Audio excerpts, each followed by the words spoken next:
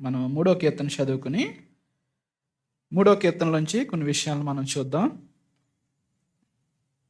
ఒక వచనాన్ని బ్రదర్స్ చదువుదాం, ఒక వచనాన్ని సిస్టర్స్ చదువుతారు.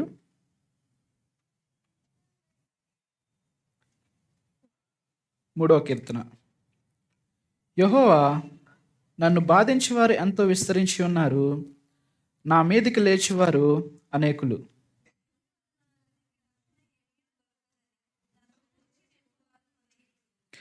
యెహోవా, నీవే నాకు కేడోముగాను, నీవే నాకు అతిశయాస్పదముగాను, నా తల ఎత్తువాడవుగాను ఉన్నావు.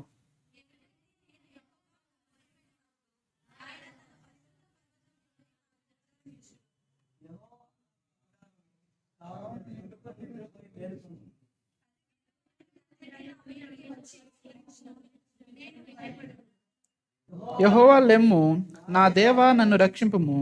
నా శత్రువులందరినీ దవడెంకు మీద కొట్టువాడు నీవే, దుష్టుల పళ్ళు విరగొట్టువాడు నీవే.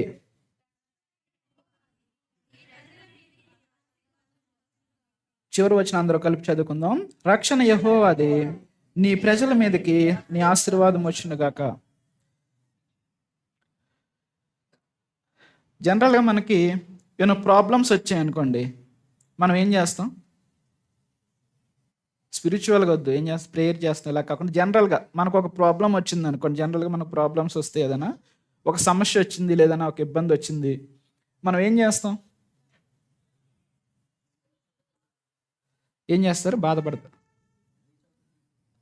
పీపుల్ని రీచ్ అవుతాం. ఇంకా మన యొక్క కుటుంబంలో మనకి ఏదైనా అవసరత వచ్చింది అనుకోండి, మన పేరెంట్స్కి మనం షేర్ చేసుకుంటాం. పేరెంట్స్ అనుకో వాళ్ళ పిల్లలకి, లేదంటే మన యొక్క రిలేటివ్స్తో మనం షేర్ చేసుకుంటాం. ఒక ప్రాబ్లం వచ్చినప్పుడు జనరల్గా ఫస్ట్ మనకు ఎవరైతే వెల్ విషర్స్ ఉంటారో, మనకు బాగా తెలిసిన వాళ్ళు ఉంటారో వాళ్ళతో మనం షేర్ చేసుకుంటాం.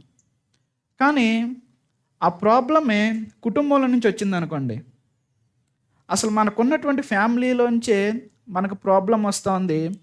ఆ ఫ్యామిలీ వల్లే మనం చాలా భయంకరమైనటువంటి ప్రాబ్లంలో మనం చిక్కుకున్నాం అనుకోండి,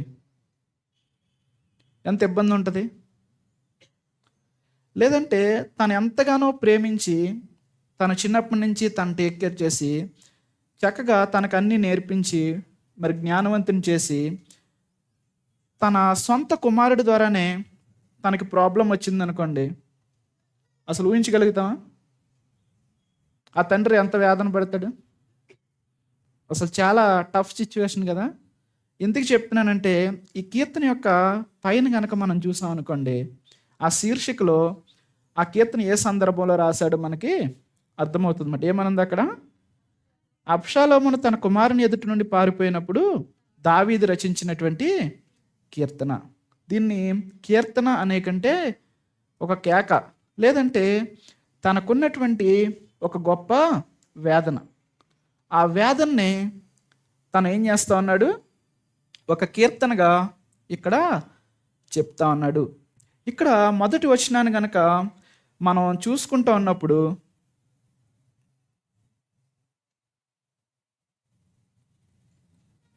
యెహోవా, నన్ను బాధించేవారు ఎంతో విస్తరించి ఉన్నారు, నా మీదికి లేచేవారు అనేకులు. ఇక్కడ ఎప్పుడైతే మరి అబ్షాలోము ఎదుటి నుంచి దావీదు పారిపోయాడో, ఎందుకు అబ్షాలోము ఎదుటి నుంచి దావీదు పారిపోయాడంటే, మనం 2 సమూయేలు 15వ అధ్యాయము 13, 14 వచనాలు ఒకసారి చదువుకుంటే అక్కడ ఈ కీర్తన యొక్క బ్యాక్గ్రౌండ్ మనం చూడవచ్చు. 2 సమూయేలు 15వ అధ్యాయము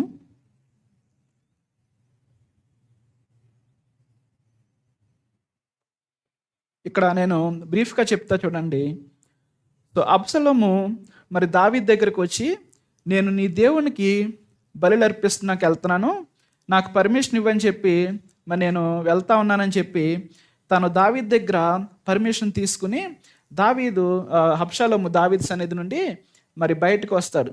బయటకు వచ్చిన తర్వాత మరి తన ఇశ్రాయేలీయులు ఎవరైతే వారి యొక్క సమస్యను చెప్పుకోవడానికి, మరి వాళ్ళకు ఉన్నటువంటి ప్రాబ్లమ్స్ని తీర్చడానికి, న్యాయం చేయడానికి మరి దావీదు సేవకుల దగ్గరికి, దావీదు దగ్గరికి వస్తూ ఉన్నప్పుడు అబ్షాలోము వాళ్ళతో ప్రతి ఒక్కరితో కూడా వాడిది కరెక్ట్ అయినా వాడు ఆర్గ్యూ రాంగ్ అయినా సరే ఏం చేస్తాడంటే, నీదే కరెక్ట్, కాకపోతే నీ ప్రాబ్లంకి మరి ఇక్కడ సొల్యూషన్ చెప్పడానికి, లేదంటే నీకు న్యాయం తీర్చడానికి కూడా నా తండ్రి దగ్గర ఒక్కడు కూడా మరి జ్ఞానమైన వాడు లేడు. కానీ నువ్వు చాలా నీ సమస్యలో నువ్వు ఉన్నావు, నువ్వు ఒక ప్రాబ్లంతో న్యాయం కోసం వచ్చావు, నీ యొక్క క్వశ్చన్లోనే న్యాయం ఉంది, నువ్వు అడిగేది మరి చాలా న్యాయవంతమైందని. ఇలాగా వచ్చిన ప్రతి ఒక్కరితో కూడా మరి అబ్షాలోం ఏం చేస్తూ ఉన్నాడంటే మరి మంచిగా మాట్లాడుతూ ఉన్నాడు. ఇలాగ ఒక 4 years జరిగిన తర్వాత మరి అందరికి ఏమనిపిస్తుంది, అసలు అబ్షాలోం మనల్ని ఎంత బాగా పట్టించుకుంటా ఉన్నాడో. ప్రతి ఒక్కళ్ళు దగ్గరికి వస్తే, యాక్చువల్లీ మనం ఒక చిన్న ఊర్లో ఒక కార్పొరేటర్ని కానీ మన ఒక లోకల్ లీడర్ని మనం మీట్ అవ్వాలంటే చాలా కష్టం. వాళ్ళతో ఒక ఫోటో తీసుకుని స్టేటస్ పెట్టే వాళ్ళు చాలామంది ఉంటారు. కానీ రాజకుమారుడు అయినప్పటికీ కూడా అబ్షాలోం దగ్గరికి వాళ్ళు వస్తూ ఉన్నారనుకోండి, అబ్షాలోం ఏం చేస్తున్నాడంటే వాళ్ళు చేయి పట్టుకుని ముద్దు పెట్టుకుంటా ఉన్నాడు. అంటే మీరంటే నాకు, ఈ ప్రజలంటే నాకు ఇంత ప్రేమ అని చెప్పి తను కపట బుద్ధిని చూపిస్తూ మరి ఇశ్రాయేల్ అందరినీ కూడా దావీదు ఏం చేస్తాడంటే తన పక్షంగా చేసేసుకుంటాడన్నమాట అబ్షాలోం. సో ఎప్పుడైతే ఈ ఇశ్రాయేల్ అందరూ కూడా మరి అబ్షాలోం పక్షం వహించారని చెప్పి దావీదుకి అర్థమవుతుందో, అప్పుడు దావీదు, ఇప్పుడు మనం చదువుకున్న మాట చదువు అనుకోండి, 13వ వచనం, 2 సమూయేలు 15వ అధ్యాయము 13, 14 వచనాలు. ఇశ్రాయేలీలు అబ్షాలోం పక్షం వహించిరని దావీదుకు వర్తమానం రాగా, దావీదు యెరూషలేమునందున్న తన సేవకులందరికీ ఇలాగో ఆజ్ఞయించెను, అబ్షాలోము చేతిలో నుండి మనం తప్పించుకునే రక్షణ పొందలేము, మనము పారిపోదము రండి. ఎప్పుడు రాస్తున్నాడు ఈ కీర్తన? ఏ ప్రజలనైతే తను మరి దేవుని యొక్క హృదయంతో మరి దేవుడు ఎలాగైతే వారిని ప్రేమించాడో అలాగ వారిని ప్రేమిస్తూ మరి చక్కగా పరిపాలన చేస్తున్నటువంటి సమయంలో మరి తన కుమారుని ద్వారా ఒక గొప్ప సమస్య మరి దావీదు జీవితంలోకి వచ్చింది. ఆ టైంలో మరి ఏ ప్రజల కోసం అయితే తను అహర్నిశలో పాటుపడ్డాడో, తన ప్రాణానికి తెగించి మరి అనేకమైనటువంటి యుద్ధాలు చేసి తన ప్రజలకి, తన దేశానికి తను మరి యొక్క విజయాన్ని అందించాడో, అటువంటి ప్రజలే ఈరోజు ఏం చేస్తూ ఉన్నారు, తన కొడుకు వైపుకి వెళ్ళిపోయి దావీదు మీద తిరుగుబాటు చేస్తూ ఉన్నారు. అందుకనే దావీదు 3వ కీర్తనలో ఫస్ట్ ఏం రాస్తూ ఉన్నాడు, నా మీదకి లేచివారు ఒకళ్ళిద్దరు కాదు, ఎంతమంది అంట, అనేకులు నా మీదకి లేచి ఉన్నారు. ఇంకా కనుక మనం కింద ఒక మాట చూస్తే, దేవుని వలన అతనికి రక్షణ ఏమీ దొరకదని నన్ను గూర్చి చెప్పువారు అనేకులు. ఏం చెప్తా ఉన్నారు దేవుని గురించి తనకు రక్షణ దొరకదని అంటే, ఎప్పుడైతే ఈ దావీదు మరి పారిపోతా ఉన్నాడో మరి ఆ టైంలో షిమి అని చెప్పి మరి సౌలు కుటుంబానికి చెందినటువంటి వాడు ఒక వ్యక్తి ఉన్నాడు. ఏం చేస్తా ఉన్నాడంటే ఆ షిమి దావీదు పారిపోతా ఉన్నప్పుడు మరి తన దావీదుని మరి దూషిస్తూ ఉన్నాడు. ఏమని దూషిస్తూ ఉన్నాడో కూడా మనం చూస్తాం. ఏంటంటే, యెహోవా నిన్ను విడిచిపెట్టేశాడు, అందుకనే నీకు కష్టాలు వచ్చేసాయి, నువ్వు చేసిన తప్పులన్నిటినీ బట్టి దేవుడు నిన్ను శిక్షిస్తూ ఉన్నాడు, నువ్వు సౌలు కుటుంబానికి చేసినటువంటి ఆ కీడును బట్టి ఈరోజు నీ కొడుకే నిన్ను చంపడానికి వస్తూ ఉన్నాడు. సో ఇవన్నీ కూడా మరి దావీదు జీవితంలో మరి శ్రమ వెంబడి శ్రమ వస్తూ ఉన్నాయి. కుమారుడి నుంచి వ్యతిరేకత, సొంత ప్రజల నుంచి తనకి వ్యతిరేకత వస్తూ ఉంది. మూడవదిగా చూసుకుంటే మరి ఏ దేవుడి మీద అయితే తను ఆశ పెట్టుకోవాలని, విశ్వాసం పెట్టుకోవాలని ఆశపడుతూ ఉన్నాడో ఆ విశ్వాసాన్ని కూడా పాడు చేసేటటువంటి శ్రమలు. ఎలాంటి శ్రమలు అంటే, ఏంటయ్యా దావీదు, నువ్వు దేవుని కొరకు ఇన్ని చేసో, నువ్వు దేవుని ముందు నాట్యం చేసో, మరి అహర్నిశలు నా దేవుడు నాకు ఇది చేశాడు అది చేశాడని అనేక కీర్తనలు మా ముందు పాడో, కానీ ఇప్పుడు నీ దేవుడు నీకేం చేశాడు అని చెప్పి ఆ మాట కనుక మనం చదివితే నిజంగా ఎంతగా దూషిస్తాడంటే 16వ అధ్యాయంలో ఉంటుంది 2 సమూయేలు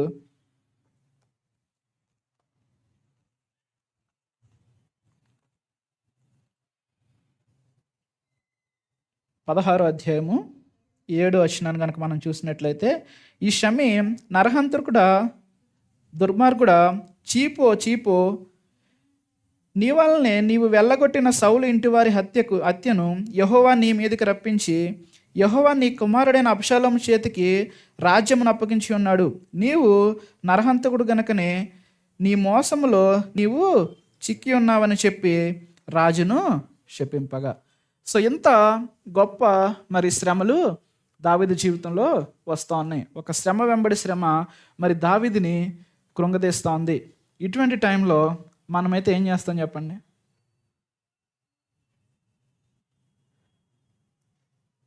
అసలు సొంత ఫ్యామిలీలో ప్రాబ్లమ్స్, సొంత తన నమ్ముకున్నటువంటి ప్రజల వల్ల ప్రాబ్లమ్స్, తర్వాత మరి అల్పుడు దావీదు ఎదుట నించోడానికి కూడా యోగ్యత లేనటువంటి వాడు వచ్చి మరి దావీదుని శపిస్తూ ఉన్నాడు, దూషిస్తూ ఉన్నాడు, మరి తన్ని అవమానపరుస్తూ ఉన్నాడు.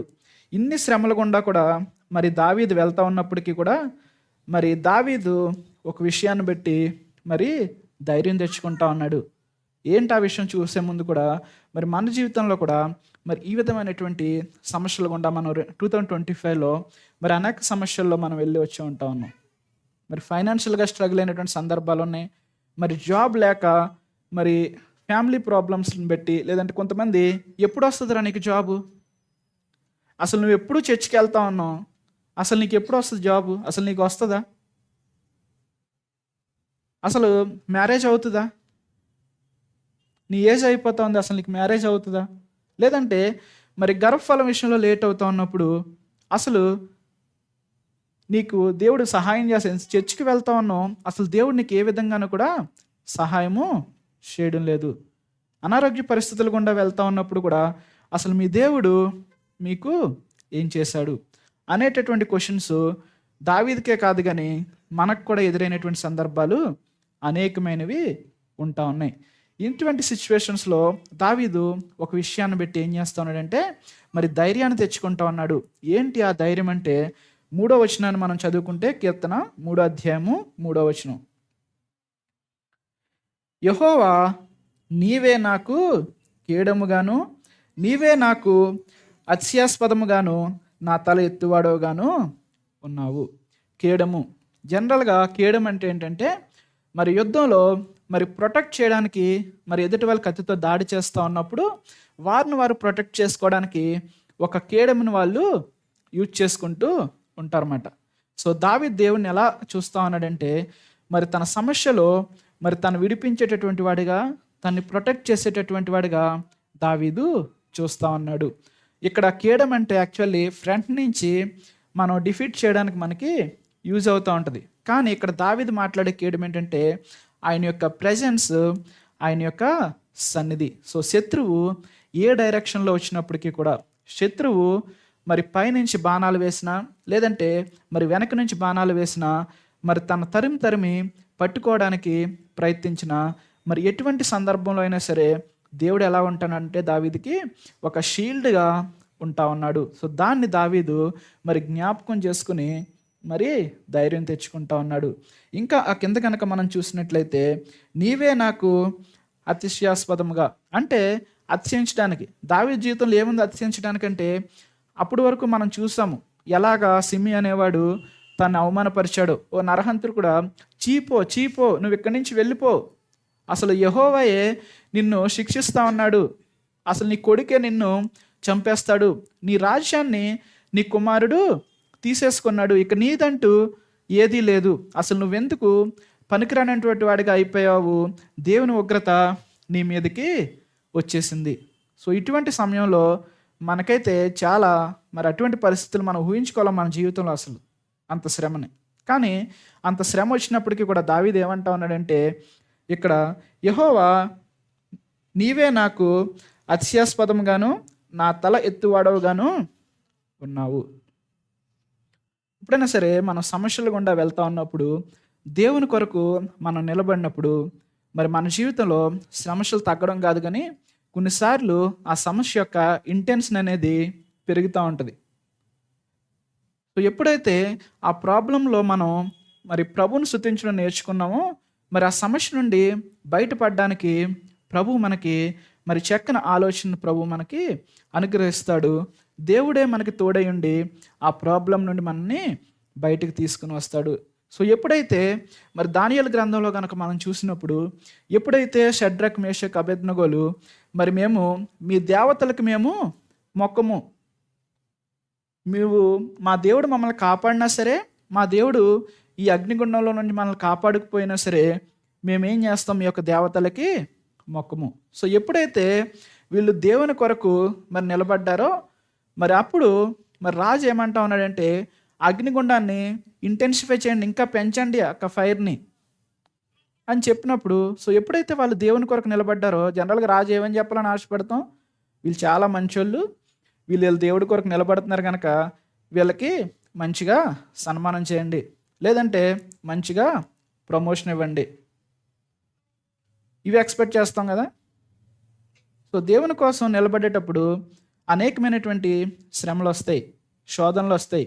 మన ఆఫీస్లో మరి నీతిగా న్యాయంగా మనం ఉంటా ఉన్నప్పుడు కొన్నిసార్లు వర్క్ ప్లేస్లో మన పక్క వాళ్ళకి అది నచ్చదు. మనం ఆన్ టైం వస్తూ మన వర్క్ని ఆన్ టైం మనం కంప్లీట్ చేసుకుంటూ మన రిపోర్ట్స్ అన్నీ మనం ఆన్ టైం సెండ్ చేస్తూ ఉన్నప్పుడు కొంతమందికి అవి నచ్చవు. ఎందుకంటే వాళ్ళు మరి లోకానుసారంగా వాళ్ళకున్న రెస్పాన్సిబిలిటీస్లో వాళ్ళు ఉంటా ఉన్నారు. మనమైతే దేవుని బట్టి మన వర్క్ లైఫ్లో కానీ మన యొక్క ఫ్యామిలీ లైఫ్లో కానీ కొన్ని బాధ్యతలు కలిగి మనం జీవిస్తూ ఉన్నప్పుడు కొంతమందికి అవి చూస్తూ ఉన్నప్పుడు వాళ్ళు మన మీద జలస్ ఫీల్ అవుతూ ఉంటారు. వాళ్ళు ఏం చేస్తూ ఉంటారంటే దూషిస్తూ ఉంటారు, మన నాశనాన్ని వాళ్ళు మరి కోరుకుంటూ ఉంటారు. కానీ మరి ఎప్పుడైతే మరి వీళ్ళని అగ్నిగుండంలో పడవేశారో అక్కడ ఇప్పుడు ఎంతమంది కనిపిస్తూ ఉన్నారు? 3 కాకుండా ఎంతమంది? 4. రాజుకు ఇప్పుడు అర్థం కావట్లా, ఇదేంటి మనోడు ఎవడైనా లోపలికి వెళ్ళిపోయాడా, మనం వేసింది 3 కదా, అసలు ఈ 4 ఎక్కడి నుంచి వచ్చాడు, మన వాళ్ళు అందరూ ఉన్నారో ఇది ఒకసారి కౌంట్ చేయండి, మన వాళ్ళు అందరూ ఇక్కడే ఉన్నారు, అసలు ఈ లోపలికి వెళ్ళినటువంటి వాడు ఎవడు. అప్పుడు వాళ్ళు బయటకు వచ్చిన తర్వాత మరి వాక్యంలో చక్కని మాట ఉంటుంది ఏంటంటే వాళ్ళ డ్రెస్సెస్ కూడా ఆ మంట యొక్క వాసన కూడా రావట్లేదంట. సో ఇంతకుముందు మరి ఓల్డ్ స్టైల్లో కుకింగ్ చేసేటప్పుడు ఆ యొక్క పొగ మనకి స్మెల్ వస్తూ ఉంటుంది. దమ్ బిర్యానీస్ కట్టెల మీద వండుతూ ఉంటారు కదా, అవి వండుతూ ఉన్నప్పుడు ఆ స్మోక్కి పైన కూడా వాళ్ళు ఏం చేస్తారు, స్మోక్ వేస్తారు. అదేంటంటే అది మంచి ఫ్లేవర్ని ఎన్హాన్స్ చేసి మంచిగా ఆ యొక్క టేస్ట్ అనేది వస్తుంది. ఏంటి బిర్యానీ గుర్తు వస్తుందా? కానీ మరి అంత అగ్నిగుండంలో వారిని పడవేసినా సరే అసలు వాళ్ళ యొక్క డ్రెస్సెస్ కూడా ఎక్కడా కూడా ఇమీడియట్గా ఈ యొక్క క్లాత్స్ అనేవి ఫైర్ని క్యాచ్ చేస్తాయి. కానీ ఎక్కడా కూడా వాళ్ళ యొక్క స్మెల్ కూడా రాకుండా వారిని దేవుడు ప్రొటెక్ట్ చేసేటప్పుడు రాజు అంటాడు కదా, వీళ్ళ దేవుడు పూజార్హుడు, ఆయనే పూజించడానికి యోగ్యత కలిగినటువంటి వాడు. ఎందుకు అర్థమైంది రాజుకి విషయం? ఒక సమస్యలో తన యొక్క ప్రజల్ని వారి దేవుడు ఎలా కాపాడుతాడో రాజు చూసినప్పుడు రాజుకి అర్థమైంది ఏంటంటే వీరు దేవుడు పూజార్హుడు. సో ఈరోజు నీ యొక్క నా యొక్క జీవితంలో కూడా మన దేవుడు ఎలాగుంటా ఉన్నాడంటే ఆయన మనకు ఒక షీల్డ్గా ఉంటా ఉన్నాడు, ఆయన మనకి కీడముగా ఉంటా ఉన్నాడు.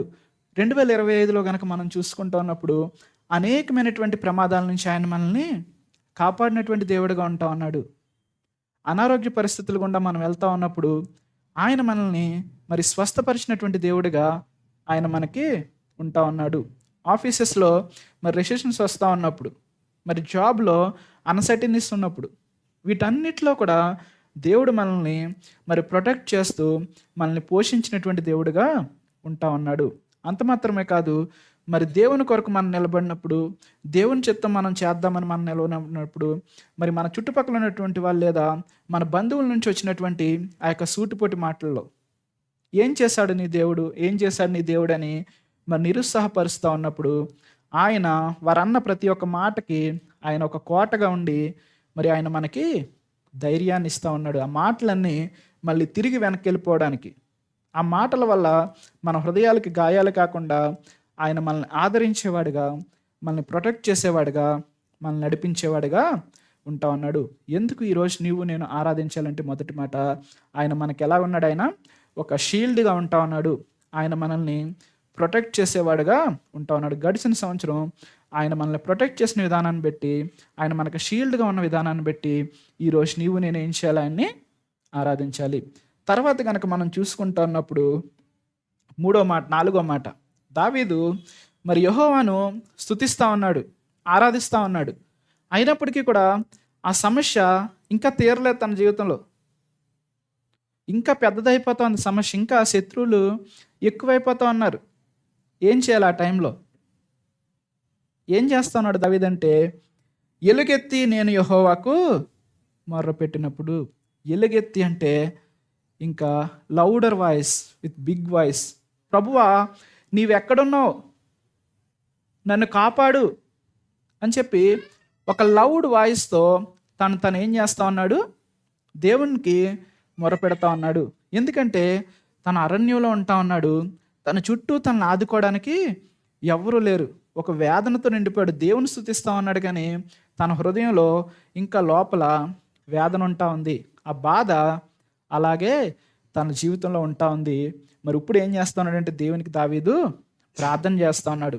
ప్రభువా నేను ఎలుగెత్తి యెహోవాకు మొరపెడతా ఉన్నాను, నీవే నాకు సహాయం చేయగలిగేటటువంటి వాడువు, నీవు తప్ప నాకెవ్వరూ కూడా సహాయం చేయడానికి ఈ లోకంలో ఎవ్వరూ లేరని చెప్పి మరి ఎలుగెత్తి దేవునికి మొరపెట్టినప్పుడు దేవుడు ఏం చేస్తున్నాడంట, ఆయన తన పరిశుద్ధ పర్వతం నుండి నాకు ఉత్తరం ఇచ్చును, యెహోవా నాకు ఆధారము, కావున నేను పండుకొని నిద్రపోయి మేలుకొందును, 10,000 మంది దండెత్తి నా మీదకి వచ్చి మోహరించినను నేను భయపడను. ఎప్పుడు మరి తన కొడుకు తను చంపడానికి ప్రయత్నిస్తూ ఉన్నాడు, ఎప్పుడు దొరుకుతాడని. తన చుట్టూ అనేక మంది శత్రువులు ఉంటా ఉన్నారు, ఎలాగ దావీదుని చంపుదామని. ఎందుకు, దావీదుని చంపితే అబ్షాలోము వాళ్ళకి మంచి పోస్ట్ ఇస్తాడు. గొప్ప వీరుడా, నాకు సింహాసనాన్ని స్థిరపరచడానికి నువ్వు నాకు సహాయం చేసావని చెప్పి అబ్షాలోము వారిని కీర్తిస్తాడని చెప్పి ప్రతి ఒక్కళ్ళు కూడా దావీదుని చంపడానికి ట్రై చేస్తూ ఉన్నారు.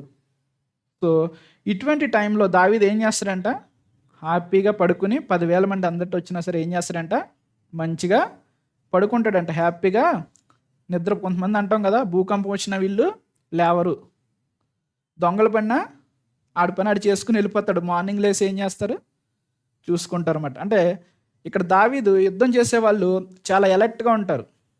చిన్న సౌండ్ వచ్చినా సరే వాళ్ళు ఇమీడియట్గా వాళ్ళ ఆయుధాలు కూడా పక్కనే పెట్టుకుని చాలా మరి ఫోర్స్గా వాళ్ళు ఇమీడియట్గా మరి రియాక్ట్ అవుతారు. అంత యుద్ధంలో నేర్పలేనటువంటి వాళ్ళు, వాళ్ళకి సాధారణంగా అంత డీప్ స్లీప్ అనేది వాళ్ళకి ఉండదు. కానీ దావీదు ఏమంటా ఉన్నాడు, నేను హ్యాపీగా పడుకుని నిద్రపోతానని చెప్పి దావీదు ఏం చేస్తూ ఉన్నాడు, చెప్తా ఉన్నాడు. ఈ మాటని అందరూ జాగ్రత్తగానండి, ఎలా దేవుడు మన జీవితాల్లో ఆయన వర్క్ చేస్తూ ఉన్నాడో ఒక విషయాన్ని మనం వాక్యం నుంచి చూద్దాం. ఎందుకంటే మనం చాలాసార్లు మనకున్నటువంటి సమస్యను బట్టి మనం మరి నిద్ర రాదు, మనకున్నటువంటి ప్రాబ్లమ్స్ని బట్టి మన విశ్వాసంలో పడిపోతూ ఉంటాం. మన ముఖాలను మనం విచారం చేసుకుని ప్రభు సన్నిధిలో గోజాడుతూ ఉంటాం, ప్రభువా నాకు సహాయం చేయి, ప్రభువా నాకు సహాయం చేయని మన యొక్క సహాయం కొరకే ఆయన మీద మనం వేచి చూస్తూ ఉంటాం. కానీ దావీదు ఈ విధంగా మొరపెట్టినప్పుడు, ప్రభువా నీవు నాకు సహాయం చేయని దావీదు మొరపెట్టినప్పుడు దేవుడు దావీదుకి ఏ విధంగా సహాయం చేశాడో ఆయన వాక్యంలోంచి ఒక మాటను మనం చూద్దాం. ఆరాధనలోకి, వ్యక్తిగత ఆరాధనలోకి మనం వెళ్ళబోయే ముందు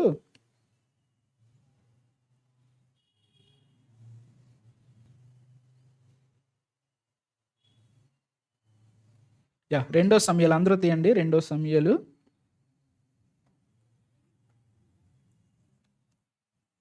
16వ అధ్యాయము.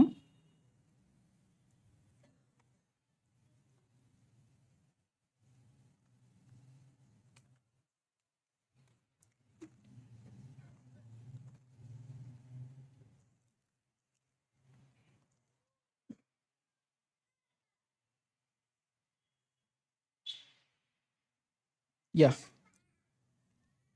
23వ అధ్యాయము 16వ అధ్యాయము 23వ వచనం చదవబోయే ముందు జనరల్గా ప్రతి ఒక్క రాజులకి కూడా వాళ్ళకి సలహా ఇవ్వడానికి, అంటే వాళ్ళకి సజెషన్స్ ఇవ్వడానికి, చక్కని ఆలోచన ఇవ్వడానికి కొంతమంది సలహాదారులు ఉంటూ ఉంటారు. ఇప్పుడు ఐఏఎస్లు కానీ ఈ యొక్క వీళ్ళు కానీ తర్వాత అడ్మినిస్ట్రేషన్లో ఎలాగైతే మన నాయకులకి సలహాలు ఇస్తూ ఉంటారో అలాగే ఆ రోజుల్లో మరి రాజులకు కూడా మరి సలహా ఇవ్వడానికి కొంతమంది సలహాదారులు ఉంటా ఉండేవాడు. అలాంటి ఒక వ్యక్తి ఎవరంటే ఈ అహీతోఫెల్ మాట. ఇక్కడ కనుక మనం చూస్తూ ఉన్నప్పుడు 16-23 అందరూ చదువుదాం.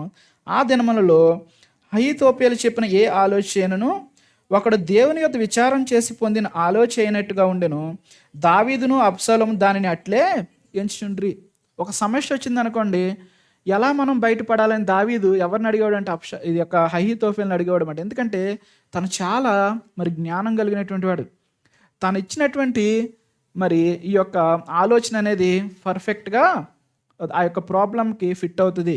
ఇతనిలాగా ఎవ్వరూ కూడా మరి ఆలోచన చెప్పలేరు. ఇప్పుడు దావీదుని ఎలా పట్టుకోవాలని కూడా ఈ యొక్క అబ్షాలోము అహీతోఫెల్ని అడిగినప్పుడు అహీతోఫెలు 17వ వచనంలో మరి చక్కని ఆలోచన ఇస్తాడనమాట. ఏంటంటే, దావీదు అలస్త నుండి బలహీనముగా ఉన్నాడు గనక నేను అతని మీద పడి అతన్ని బెదిరించిన యెడల అతని యొద్ద నుండి జనులందరూ పారిపోదురు. రాజును మాత్రం హతం చేసి జనులందరినీ నీ తట్టు తిప్పెదను.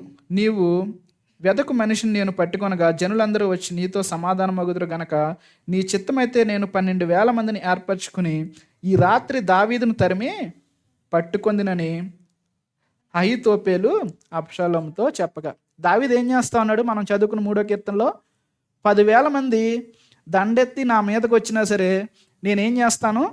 ప్రశాంతంగా పడుకుంటాను. కానీ ఇక్కడ శత్రువు ఏం చేస్తా ఉన్నాడు? మనం ఊహించినటువంటి సమస్య కంటే పెద్ద సమస్య. ఎంతమంది? 12,000 మందితో నేను వచ్చి దావీదుని పట్టుకుని చంపేస్తాను. తన ప్రజలందరినీ విడిచిపెడితే వాళ్ళందరూ కూడా సూర్యులు ఉన్నారు, వాళ్ళందరూ నీ పక్క వచ్చేస్తారు అని చెప్పి మంచి ఆలోచన చెప్తాడు. ఎవరు? ఈ యొక్క అహీతోపెలు ఎవరికి చెప్తాడు? అబ్షాలోముకి. కానీ అదే అధ్యాయం 17వ అధ్యాయం 14వ వచనం చివరిలో గనక మనం చూసినప్పుడు ఏలయనగా యెహోవా అబ్షాలోము మీదకి ఉపద్రవం రప్పింప గలందులకే అహీతోపెలు చెప్పిన యుక్తిగల ఆలోచన వ్యర్థము చేయ నిశ్చయించి ఉండెను. వెన్ వీఆర్ ప్రేయింగ్, ఎప్పుడైతే ఒక సమస్యను పెట్టి నీవు నేను ప్రార్థన చేస్తా ఉన్నామో దేవుడు ఏం చేస్తాడంటే ఆ ప్రార్థనకి సొల్యూషన్ ప్రిపేర్ చేస్తూ ఉంటాడు. నువ్వు అనుకుంటావు, ఏంటి ప్రభువా ఇంకా జవాబు రాలేదని. కానీ దేవుడు ఆ యొక్క ప్రాబ్లంకి మరి సొల్యూషన్ ప్రిపేర్ చేసి దాన్ని అంతా ఎగ్జిక్యూట్ చేసిన తర్వాతే నీకు నాకు అర్థమవుతుంది ఏంటంటే మన దేవుడు ఎంత గొప్పవాడని. దావీదు ఏమంటా ఉన్నాడు? 10,000 మంది దండెత్తి నా మీదకి వచ్చినను నేనేం చేస్తాను? హ్యాపీగా భయపడకుండా పడుకుంటాను అనుకుంటున్నాడు. కానీ 12,000 మంది రావడానికి అక్కడ ప్లాన్స్ జరుగుతూ ఉన్నాయి. కానీ దేవుడు ఏం చేశాడు? వారి యొక్క ఆలోచనల్ని మరి అబ్షాలోము అప్పటి వరకు ఎవరి ఆలోచన ఎక్కువగా నమ్మేవారంటే అహీతోపెలు ఆలోచనే చెప్పేవారు. ఎందుకు? యెహోవా యొద్ద విచారం చేసి చెప్పినటువంటి చక్కని ఆలోచనలాగా ఉంటుంది అహీతోపెలు చెప్తే. ఇతను చెప్తే దానికి తిరిగి ఉండదు అనేటటువంటి భావనలు ఎవరున్నారు? దావీదు ఉన్నాడు, అబ్షాలోము ఉన్నాడు. మనం వాక్యంలోనే చూసాం. కానీ అటువంటి ఆలోచనల్ని మరి అబ్షాలోము లక్ష్యం చేయకుండా దేవుడు తన హృదయాన్ని తిప్పివేశాడు. నీవు నేను కూడా ప్రతి ఒక్క ప్రాబ్లమ్స్లో మనం వెళ్తూ ఉన్నప్పుడు మరి దేవుని వైపు మనం చూస్తూ ఉన్నప్పుడు మనం ప్రార్థన చేస్తూ ఉన్నప్పుడు చాలా నిరుత్సాహపడిపోతూ ఉంటాం. ప్రార్థించే విషయంలో ప్రభువా ఇంకెంతకాలం అని మనం ఏం చేస్తాం? దేవుణ్ణి క్వశ్చన్ చేస్తూ ఉంటాం. కానీ దావీదైతే ఆయన యందు నమ్మిక ఉంచి చక్కగా పడుకున్నాడు. దేవుడు ఏం చేశాడు? తన యొక్క శత్రువు ప్లాన్స్ని త్రిప్పివేశాడు. ఆ తర్వాత మనం చివరిగా ఒక మాట చూసుకుని మన వ్యక్తిగత ఆరాధనలోకి వెళ్దాం. 3వ కీర్తన చివరి మాటలను కూడా మనం చూసుకుంటా ఉన్నప్పుడు 6-7 వచనాలు చదువుతారు ఎవరైనా?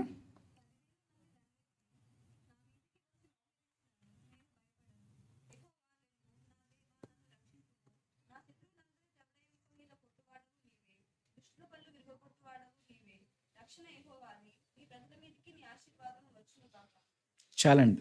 ఇక్కడ గనక మనం చూసుకున్నప్పుడు ఇక్కడతో యుద్ధం అయిపోయేలా దావీదు ప్రశాంతంగా పడుకున్నాడు. మరి దేవుడు అహీతోపెలు చెప్పినటువంటి ఆ యొక్క ఆలోచనని మరి నిరర్ధకం చేశాడు. ఇక్కడతో అయిపోయిందంటే ఇక్కడతో అవలేదు. దావీదు ఏమంటా ఉన్నాడు? యెహోవా లెమ్ము, నా దేవా నన్ను రక్షింపుము, నా శత్రువులందరినీ దవడ ఎముక మీద కొట్టివాడవు నీవే, దృష్టుల పళ్ళు విరగ్గొట్టివాడు నీవే, రక్షణ యెహోవాది. ఇక్కడ కనుక మనం 2 సమూయేలు 7వ అధ్యాయంలో కనుక చూసుకున్నట్లయితే 2 సమూయేలు 18వ అధ్యాయం 7వ వచనంలో అక్కడ మరి 20,000 మంది ఇశ్రాయేలీలు దావీదు యొక్క సైన్యం చేతిలో తన యొక్క సేవకుల చేతిలో చనిపోతారు. తక్కువ మందే ఉన్నారు దావీదుకి. అయినప్పటికీ కూడా ఆ మాట చదువుతారండి. 18వ అధ్యాయము 7వ వచనం చదువుతారా?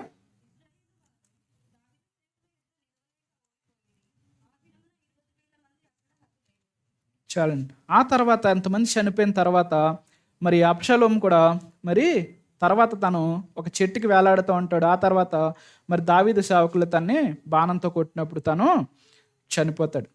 ఇప్పుడు యుద్ధం దావీదు చేశాడా, దేవుడు చేశాడా? అసలు 12,000 మంది తన మీదకి వస్తేనే దావీదు చనిపోవడానికి అవకాశం ఉంది. దాన్ని దేవుడు నిరర్ధకం చేసి తర్వాత గొప్ప విజయాన్ని 20,000 మంది శత్రువులు చనిపోయారంట. ఆ కింద ఒక మాట ఉంటుంది ఏంటంటే, ఆ చనిపోయిన వాళ్ళ కంటే అరణ్యంలో దారి తెలియక ఇంకా ఎక్కువ మంది చనిపోయారంట. వీళ్ళు ఎక్కడొచ్చారు? దావీదుని చంపడానికి ఎక్కడికి వచ్చారు? అరణ్యంలోకి వచ్చారు. అప్పుడు వరకు శత్రువు ఎక్కడ ఉన్నాడు? ఇంట్లో ఉన్నాడు. దావీదుని అటాక్ చేయడానికి వాడు ఇంకొంచెం మనకు ప్రాబ్లమ్స్ పెంచుదామని ఆ ప్రాబ్లంలోకి వచ్చినప్పుడు ఏమవుతుందంటే, ఆ శత్రువే ప్రాబ్లంలో కన్ఫ్యూజ్ అయిపోతాడు. దేవుడు సొల్యూషన్స్ ఇస్తా ఉన్నప్పుడు అసలు ఏంటి, ఏ ప్రాబ్లంకి అసలు మన ప్రాబ్లమ్స్ వర్కౌట్ అవ్వట్లేదు, బాణం ఇట్టేస్తే వెనక్కి వెళ్తుంది. వాడు గురి చూసి కట్టగానే వేసాను అనుకుంటాడు, కానీ కొన్నిసార్లు రివర్స్ డైరెక్షన్లో ఏం తేలుతుంది, మళ్ళీ అది శత్రువుకే తగులుతూ ఉంటుంది. సో ఎప్పుడైతే మనం ప్రభువుకు ప్రార్థన చేస్తూ ఉన్నామో, ప్రభు మన జీవితంలో ఆయన వర్క్ చేస్తూ ఉన్నారో, మన ప్రార్థనకి జవాబు దయచేస్తూ ఉన్నారో, ఇక్కడ కనుక మనం చూసినప్పుడు ఎగ్జాక్ట్గా దావీదు జీవితంలో దేవుడు ఎలా వర్క్ చేస్తున్నాడో ఈ 3వ కీర్తనలో మనం చూడొచ్చు. చూడండి, ఆ కింద 17వ వచనంలో 7వ వచనంలో చదువుతా ఉన్నాను. ఇశ్రాయేలు దావీదు సేవకులు ఎదుట నిలువలేక ఓడిపోయి ఆ దినమున 20,000 మంది అక్కడ హతులైరి. 18వ అధ్యాయం 2వ సమూయేలు 7:8. యుద్ధం ఆ ప్రదేశం అంతటా వ్యాపించును, మరియు నాటి దినమున కత్తి చేత కూలిన వారి కంటే ఎక్కువ మంది అడవిలో చిక్కబడి నాశనమేరి. అంటే అంతమంది శత్రువులు ఇంచుమించు చనిపోయారు.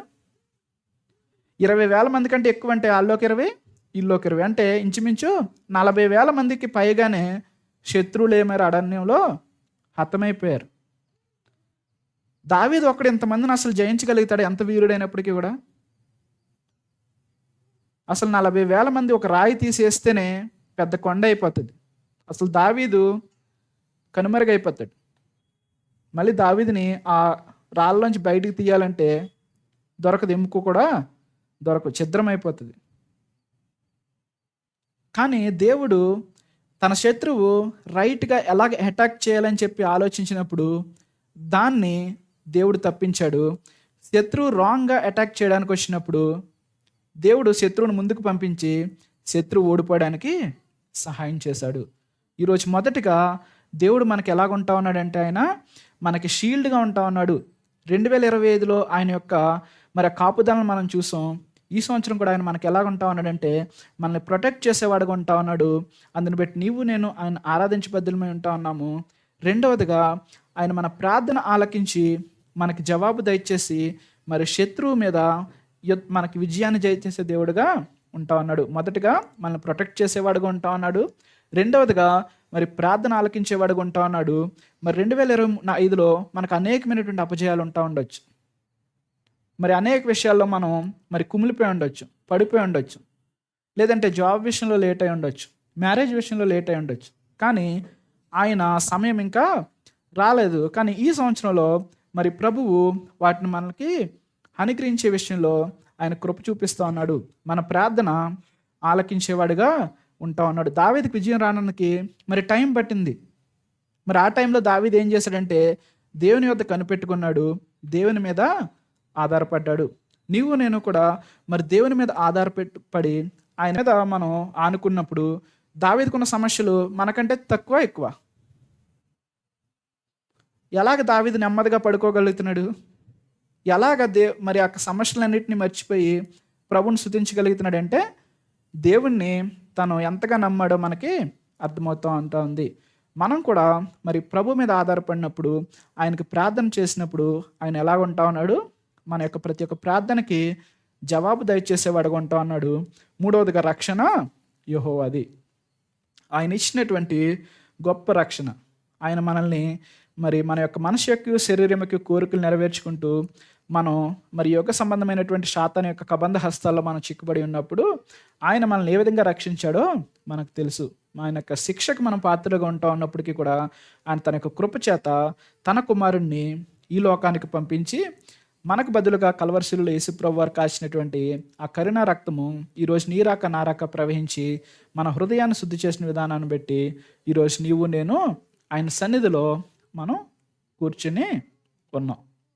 సో ఆయన ఇచ్చినటువంటి గొప్ప రక్షణ పెట్టి రక్షించిన తర్వాత ఆయన వదిలేశాడా? లేదు. ఆయన ఇమ్మానుయేలు దేవుడిగా మరి దావీదుకి ఏ విధంగా అయితే ఒక ప్రొటెక్టర్గా ఉంటా ఉన్నాడో మనకు కూడా మరి ప్రతి పరిస్థితుల్లో మనకి తోడై ఉన్న దేవుడిగా ఉంటా ఉన్నాడు. అందుని బట్టి ఈరోజు నీవు నేను ఆయన్ని ఆరాధించబద్దులమై ఉంటా ఉన్నాము. ఎందుకెందుకు ఆయన ఆరాధించబద్దులమై ఉంటా ఉన్నాము? ఆయన మనకి షీల్డ్గా ఉన్నటువంటి, ఆయన మనకి ప్రొటెక్టర్గా ప్రొటెక్ట్ చేస్తున్న విధానాన్ని బట్టి, ఆయన మన ప్రార్థన ఆలకించే దేవుడిగా, మన ప్రార్థనకు జవాబు దయచేసే దేవుడిగా ఉంటున్న విధానాన్ని బట్టి, ఆయన మనకి ఇచ్చినటువంటి గొప్ప రక్షణను బట్టి చివరి మాట, నీ ప్రజలందరి మీదకి నీ ఆశీర్వాదము వచ్చునుగాక. మనం రెండో వాగ్దానంలో నా యొక్క సన్నిధిని మీ మధ్యన, ఆయన మన మధ్యలో నివాసం చేసేటటువంటి దేవుడు. సో ఎప్పుడూ కూడా మన మీద ఆయన యొక్క ఆశీర్వాదాన్ని ఆయన కుమ్మరించే దేవుడుగా ఉంటా ఉన్నాడు. సో ఎప్పుడైతే ఆ యొక్క దేవుని యొక్క సన్నిధి మరి మనకు తోడుగా ఉంటా ఉందో, మనకి నడిపిస్తూ ఉందో, ప్రతి పరిస్థితికి కూడా మనకి చాలిన దేవుడుగా, మరి ప్రతి ఒక్క విషయంలో మనకి సమృద్ధిని దయచేసే దేవుడుగా, మనల్ని పోషించే దేవుడుగా ఉంటా ఉన్నాడు. అదేంటంటే ఆయన మన మధ్య నివాసం చేస్తూ ఉన్నాడు. సో మనతో కలిసి ప్రభువే ఉన్నాడు అనుకోండి. ఇప్పుడు ఒక తండ్రి మరి చక్కగా తన యొక్క కుమారుని కానీ కుమార్తెను కానీ చూసుకుంటా ఉన్నాడు అనుకోండి, వాళ్ళకి లోటు ఉంటుంది ఏ విషయంలో అయినా? అస్సలు ఉండదు. అలాంటి దేవుడు మరి మన మధ్యలో మరి నివాసం చేస్తూ మరి మనతో తోడై ఉన్నప్పుడు, ఇమ్మానుయేలు దేవుడిగా మనతో ఉన్నప్పుడు ఎందుకు మనకి చింత? అయిపోయింది. చింత అంతా ఎప్పుడు అయిపోయింది? లాస్ట్ ఇయరే అయిపోయింది. ఇప్పుడు ఏమంటా ఉన్నాడు ప్రభు అంటే, రక్షణ యెహోవాది, నా ప్రజల మీద నీ యొక్క ఆశీర్వాదము ఉంచుతుంది. ఇక్కడ దావీదు అంటా ఉన్నాడు, నీ ప్రజలు అనుక. దేవుడు ఏమంటా ఉన్నాడు? నా ప్రజల మీద నా ఆశీర్వాదము ఉంటుంది. దావీదు వచ్చునుగాక అన్నాడు, కానీ దేవుడు దాన్ని ఆల్రెడీ ఆయన యొక్క ఆశీర్వాదాన్ని మన మీద కుమ్మరిస్తూ ఉన్నాడు. ఆయన యొక్క బ్లెస్సింగ్స్తో మనల్ని ఆయన తృప్తిపరుస్తూ ఉన్నాడు. సో వీటన్నిటిని మనం జ్ఞాపకం చేసుకుంటూ మరి యొక్క మొదటి ఆదివారం నాడు 2026లో ఒక్కొక్కరుగా మరి ప్రభు చేసినటువంటి మేలు, దావీదు జీవితంలోనే కాదు కానీ మన జీవితంలో మరి ప్రభు చేసినటువంటి మేలుని బట్టి ప్రభుని మనం వ్యక్తిగతంగా ఆరాధిద్దాం. రండి, ఆయన మనకి ప్రొటెక్టర్గా ఉన్నటువంటి విధానాన్ని బట్టి ఆయన ఒక షీల్డ్గా మనకు ఉంటా ఉన్నాడు, మన ప్రార్థన ఆలకించేవాడుగా ఉంటా ఉన్నాడు, మన రక్షకుడిగా ఉంటా ఉన్నాడు, మనకి ఇమ్మానుయేలు దేవుడిగా, తోడైన దేవుడిగా, మనల్ని పోషించే దేవుడిగా ఆయన ఉంటా ఉన్నాడు.